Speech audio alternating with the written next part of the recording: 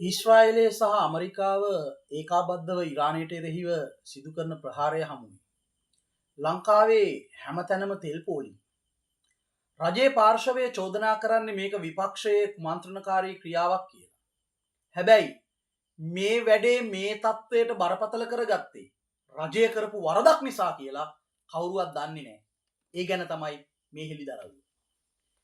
28 වෙනිදා මධ්‍යම රාත්‍රිය වෙනකොට තෙල් මිල ඉහළ දාන්න රජයේ සැලසුමක් තිබුණා.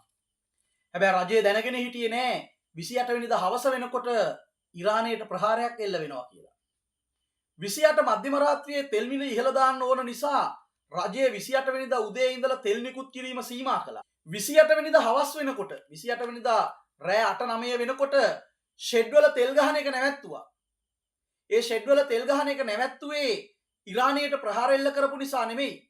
ෂෙඩ් වල තෙල් ගහන එක නැවැත්තුවේ 28 වෙනිදා මධ්‍යම රාත්‍රියේ තෙල් මිල ඉහළ යවනවා කියන එක ගැන ඒගොල්ලෝ දැනගෙන හිටියා. රෑ එළි වෙනකන් තෙල් ගහන ෂෙඩ් වලත් රෑ 10ට තෙල් ගහන එක නැවැත්තුවා. මේ නිසා රට තුල ප්‍රචාරයක් ගියා තෙල් හිඟයක් ඇති වෙනවා කියලා. මිනිස්සු බය වුණා.